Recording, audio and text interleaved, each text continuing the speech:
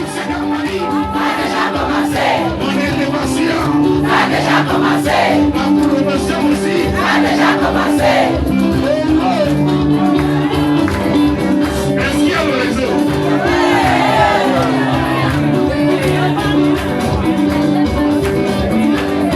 C'est le bon splash, j'imagine.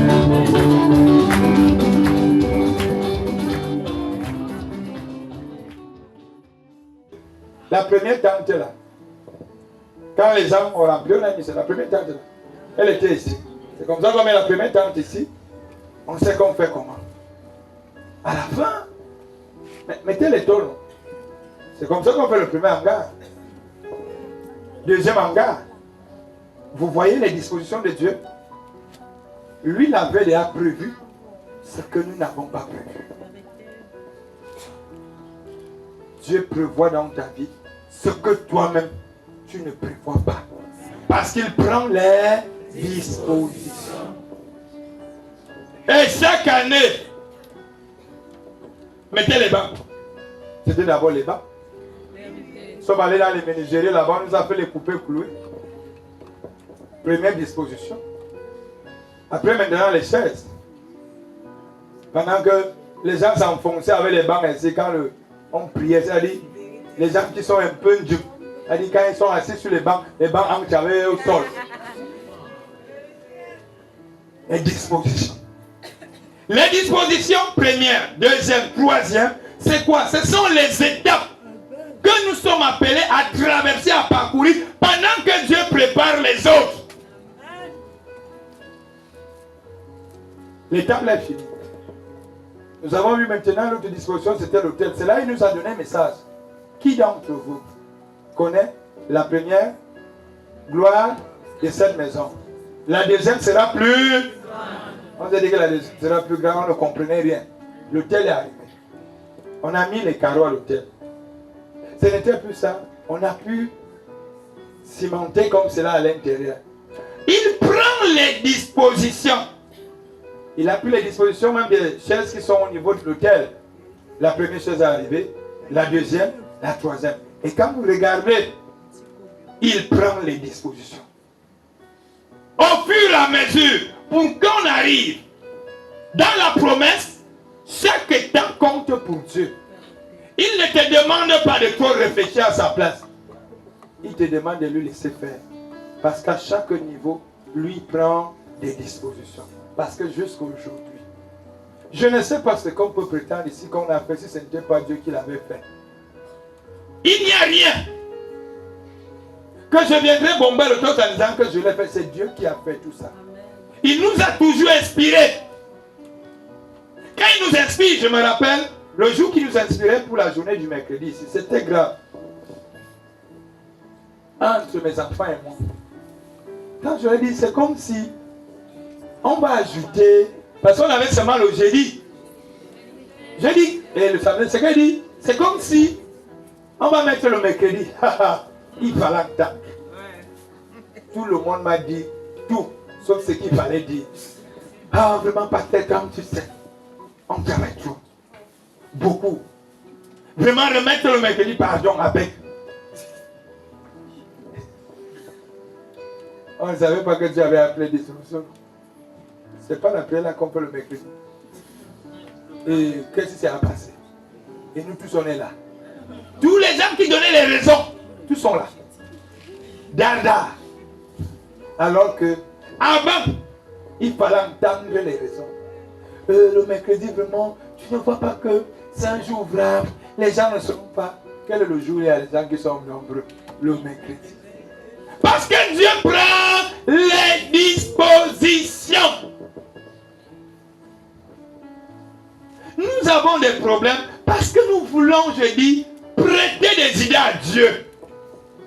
Quand Dieu a dit, lui le fait au temps fixé. Pas au temps que tu as fixé. Mais avant que ce temps arrive, il prend les dispositions. On quitte les dispositions de la salle. Maintenant, Dieu voudrait que nous soyons connus dans le monde. Il nous amène à faire les marches. Est-ce que vous ne pouvez pas faire souvent les pèlerinages, les marches? On commence comme un jeu. Marche pour ceci. marche pour cela, marche pour cela. Et lorsqu'on quitte maintenant au niveau des marches, il nous amène où? Le pèlerinage. Il prend des dispositions. On quitte là, c'est comme un jeu. Bon, vous ne pouvez pas souvent faire les émissions. C'est comme ça qu'on commence avec Jeunesse Parlons-en. On monte, on descend, on monte, on descend. Maintenant, aujourd'hui, radio, télé, débat. Il prend les dispositions. Ce n'est pas la même année qu'on a commencé que la radio est arrivée. Ce n'est pas la même année qu'on a commencé que la télé est arrivée. La télé et la radio sont arrivées au moment où il fallait arriver. Je voudrais que tu comprennes que les dispositions que Dieu est en train de prendre dans ta vie, toutes choses arrivent au moment fixé par Dieu et non par toi. Amen. Et non par toi. Amen. Amen. Ma brouette est arrivée au moment que Dieu avait fixé. Les gens avaient arrivé de la voiture. Oh, on a mis tonton, j'avais la voiture. Oh. Parce que lui m'avait constaté que 10 km à pied, ça use. 10 km à pied, ça use les souliers. Il dit, le petit, si je vois que si je ne fais rien, c'est les ampoules. Et à la fin, les pieds seront déchirés. Mieux que je puisse, selon mes dispositions, lui trouver une voiture. Et maintenant, après la voiture arrive. Oh. Après les gens arrivent maintenant. Oh, on a dit que j'avais une grosse voiture. Oh. L'autre l'a déjà attaqué. On m'a même envoyé les photos. Je savais que ça va arriver demain. Je crois que ça fait 5 ans, 4 ans, 5 ans. La voiture n'est jamais arrivée.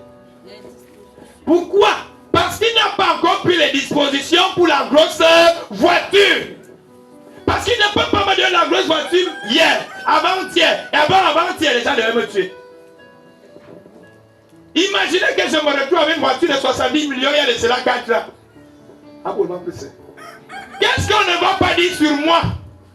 Et non seulement dire, est-ce que j'avais la discipline pour mettre le kérosène? Est-ce que j'avais la discipline pour dépanner? Est-ce que j'avais la discipline pour faire l'entretien? Comme alors tu vois que ce n'est pas le moment, mais il te montre quand même que petit. Grosse voiture pour le téléchargement, même ça va arriver dans 10 ans. Le temps que ça va arriver, c'est pour que je sois bien préparé. Il prend les dispositions. Les dispositions aussi, c'est quoi? Trouver les personnes qui vont m'aider à mettre le carburant. Le soir, je suis créé. Mais si maintenant il me donne, s'il me donnait, il y a de cela que les gens ne devaient pas être là. On a ça? Parce que c'est que j'ai dit que je veux faire ce travail sans voler les gens. Je ne voulais jamais arriver ici et vous demander de faire la quête pour mon carburant. Je ne voulais jamais arriver ici et vous demander de faire la quête pour dépanner ma voiture. Comme il sait que c'est comme ça que je suis, il doit prendre les dispositions. Peut-être que quand la grosse voiture va arriver, j'aurai des gens à dire que Dieu a président sur le soir que j'ai créé. Il prend les dispositions. Il prend les dispositions. Peut-être j'aurai une ligne. Une ligne où je mets le carburant entre ses mains et je sors, je rentre. Mais si je le faisais il y a de cela 5 ans, juste pour le plaisir des yeux des gens, est-ce que ça ne devait pas me rattraper? Vous comprenez comment Dieu est en train de nous amener. Après, il m'a dit, mon petit, je vais t'amener là-bas. Et un jour, on se retrouve au stade militaire. Je me retrouve au stade militaire en train de prêcher. Il prend les dispositions. Quelles sont les dispositions que Dieu est en train de prendre dans ta vie? Et si Dieu prend les dispositions dans ta vie, laisse Dieu faire. Parce qu'il n'est pas non pour mentir. Il nous l'a dit dans le mois passé, rien ne sort de sa bouche sans avoir exécuté ce pourquoi. Ce pourquoi. Ça veut dire que cette chose soit donc exécutée. Voilà à peu près les dispositions. Mais est-ce que tu laisses à Dieu de faire ses dispositions ou alors tu forces les dispositions? Ah non, je vois que non. Je ne suis plus quand même dans la carrure de quelqu'un qui doit rouler dans la bêtise. Est-ce que c'est lui qui t'a dit? Ou c'est toi-même? Ah, je vois par rapport vraiment à mon rang, il faut que je me trouve une villa à Bastos. Est-ce que c'est lui? Voilà donc comment les gens par moment, croyant que c'est Dieu, alors que c'est eux-mêmes, ils finissent par s'étouffer. Ce n'était pas Dieu. Tout à l'heure, quelqu'un me donnait un conseil. Il me disait, pardon, ne commence pas à mettre les marbres dans la maison-ci. Laisse la maison-ci en planche comme ça. Dieu aime ça comme ça. Parce que si tu changes ça là maintenant, Bibi, peut-être Dieu va se retirer. Qu'est-ce que Dieu veut maintenant pour toi et qu'est-ce qu'il ne veut pas? Parfois, à force de vouloir vivre le complexe, à force de vouloir vivre le matu vu, à force de vouloir vivre, nous risquerons de perdre la voie qui conduit dans notre promesse. C'est Dieu. Dieu qui est Dieu. Qui sait, il connaît les jours, les saisons, les moments, les heures où il a fixé que certaines choses doivent arriver dans ta vie pour sa promesse. Il n'a pas dit que ça devait arriver avant l'heure. Il a dit que ça va arriver à l'heure. Comme le frère tout à l'heure rappelait d'un message du matin où je disais, le bonheur n'est jamais dans l'épreuve qu'on a évitée, mais plutôt dans l'épreuve qu'on a surmontée. Et je pourrais dire ta promesse n'est jamais dans l'épreuve que tu as évitée, mais c'est plutôt dans l'épreuve que tu as surmontée. Parce que pour arriver ici, et arriver là où nous allons arriver, amen, on a surmonté. Amen. On n'a pas évité, on a surmonté les épreuves. Il y avait les épreuves de la famine. Pour qu'on arrive là où nous sommes en train d'aller là, dans la promesse on va entrer, il y avait la famine. Oui, on dormait sans manger. Il y avait la maladie. Il y avait les loyers impayés. Dans cette marche, dans les dispositions prises par Dieu, il y avait cette situation à l'intérieur. Il y avait les humiliations. Dans les dispositions prises, il y avait les moqueries. Dans les dispositions prises par Dieu, il y avait tout ce que vous êtes en train de suivre là. Parce que c'est lui qui prend les dispositions. Pourquoi? Parce que humiliation, moquerie, insulte et tout ce qui va avec contribue à ce que je sois fort par rapport à la mission qu'il me donne. Si je n'avais pas reçu les humiliations, les moqueries, je ne serais pas le tonton Jacques qui est fort aujourd'hui. Dans les dispositions là, Dieu met ça dedans. Quand tu es humilié, quand tu es insulté, Dieu te prépare à des grandes victoires de demain. Si tu ne l'es pas aujourd'hui, il n'y aura rien. Dans les dispositions, il y a ça. Dans les dispositions où tu vas entrer dans la promesse, il y a tout ça dedans. Tu dois connaître comment on doit affamer pendant 3 jours. Dans les dispositions, tu dois connaître les raccourcis de Yaoundé. Si tu n'as pas marché à pied, ce n'est pas dans les dispositions. Dans les dispositions, tu dois connaître la maladie. Dans toutes ces dispositions que le Seigneur avait prises, décidé, il y avait tout ça. Il y a telle période tu vas tomber malade. À telle période tu auras l'impression que tout le monde va tomber malade et se soigner à rien. Tu n'as même pas 100 francs dans les dispositions. Il n'y a pas 100 francs. Mais les gens sont malades. Après tu dis à Dieu que Dieu, est-ce que tu es bête ou tu es normal? Comment tu peux amener les gens à tomber malades quand il n'y a pas l'argent? C'est les dispositions qui ont été prises. Les dispositions prises, c'est que les gens commencent à te fuir, à t'abandonner, à te rejeter, à fuir. Ce sont les dispositions. Les dispositions prises, c'est que tu as l'impression que partout où tu passes, tu dégages une mauvaise odeur et quelqu'un ne veut pas te humer à côté. Dans les dispositions prises, c'est comme si tous les dossiers que tu fais, à l'intérieur, on est venu, on a mis un gros caca. Dès que tu déposes, on rejette. Dans les dispositions.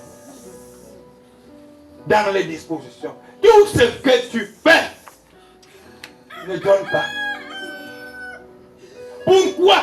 Parce que toutes ces situations de vie t'enseignent. Toutes ces situations de vie te rendent dur, fort. Pour la promesse de demain. Dieu ne voulait pas que tu sois quelqu'un que lorsqu'il va arriver demain, ne sois pas à la hauteur des épreuves. Parce que dans cette promesse, il y en aura. Mais pour que tu puisses les assumer et les gérer, il te prépare vers la maternelle aux épreuves. À force de les vivre, à force de les gérer, à force de les surmonter, tu es en train d'aller également vers ta promesse. Mais si tu décides de les fuir, est-ce que réellement tu pourras entrer dans ta promesse? Je vais te dire non. Tu dois les surmonter. Tu dois surmonter et affronter comme David. David a su affronter son épreuve. Son épreuve qui n'était rien d'autre que Goliath. Il n'a pas fui. Parce que c'est derrière cet affrontement et cette épreuve qui avait quoi? La promesse. Parce que derrière Goliath, il y avait plein de promesses. Est-ce que tu sais que derrière ton Goliath que tu évites, il y a plein de promesses. Affronter, surmonter et non éviter. Affronter, surmonter et non éviter. En évitant, tu es en train de sortir du chemin qui te conduit vers la promesse.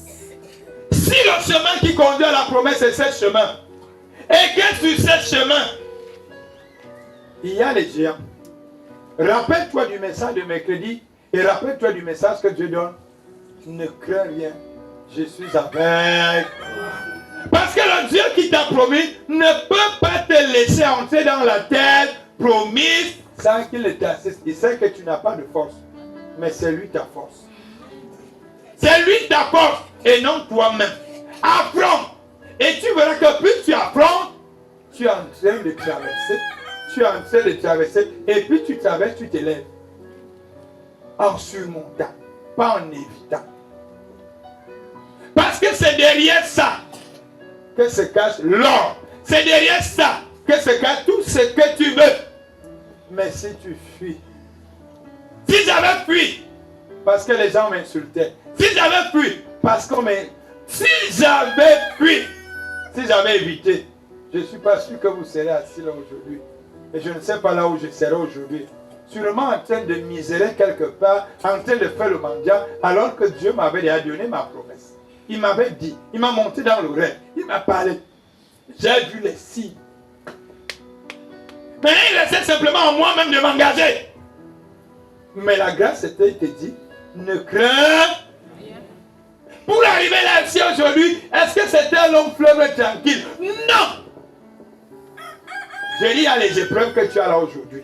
C'est ça, ces épreuves que tu dois surmonter. Et par moments, les nuits, quand il venait me donner les messages, le lendemain, ce que j'ai rencontré était le contraire de ce qu'il m'a dit la nuit. Et j'avais l'impression de croire que peut-être Dieu là, il s'est foutu de moi. Tu vois à peu près ce qu'il te dit. Ça dit, Dieu vient la nuit, il te dit demain. Quand il te dit demain, tu vois que c'est demain. Vraiment, demain, ce serait bon. Mais tu es surpris que demain, parce que ton demain est dans la tête. Tu ne sais pas que le demain, il a dit là, c'est dans 5 ans. Toi, tu te lèves le matin, Dieu m'a dit la nuit, c'est que ce serait bon. Tu sors le matin, on te dit, boum! Hé Dieu! Je ne suis plus là, Dieu. Tu m'as dit que demain serait bon. Il n'a pas dit demain qui est demain, il a dit demain qui est dans 5 ans. Il te dit, tu as un bon travail, tu voulais que ce soit le demain qui est demain. Après, tu es sur le petit homme que tu faisais même, on t'enlève même. Hé Dieu! Pourquoi tu peux me faire ça? Pourquoi, n'est-ce pas, tu m'as dit que c'est demain? Il n'a pas dit demain qui est demain, c'est demain dans 5 ans. Mais c'est que tu ne lui as pas donné la possibilité qui t'explique. Dès que tu as seulement suivi demain, tu t'es levé dans le... Ouais, Dieu, demain! Non, il continuait la phrase demain. Amen. C'est ce qui se passe par nous tous. C'est-à-dire, dès que Dieu lui arrive, dans un sens par un messager, demain, on ne laisse pas qu'il continue la phrase. On coupe la phrase au milieu. Non seulement ce qui nous intéresse en premier, demain. Alors qu'il doit continuer demain, qui est dans 5 ans. Nous, on a appris demain et on se réveille du sommeil. Ouais, Dieu m'a dit demain. Il vient de me dire. Il m'a dit demain, tu sais, demain, ma vie, ça, demain. Quand demain, où ta vie doit changer, arrive. Parce que tu te réveilles le demain, là, tu es tellement sûr de toi-même. Dieu m'a parlé dans les rêves. Il m'a dit demain. Mais le problème, c'est que tu ne l'as pas laissé le temps de terminer la phrase. Dès que demain arrive, rien. Et le lendemain, rien. Tu as même plutôt l'impression que ce sont les problèmes. Non, Dieu s'est trompé. C'est pas ce qu'il dit. C'est pas ce qu'il m'avait dit. Il a dit, mais tu n'as pas bien. Et c'est là où tu vas voir que quand les 5 ans arrivent, le demain des 5 ans arrive, tu montes, tu descends. Ce que Dieu avait dit, c'est ça qui arrive dans ta vie. Avant le temps, ce n'est pas le temps. Le temps, c'est le temps, le jour que Dieu a fixé. Loué soit Jésus-Christ.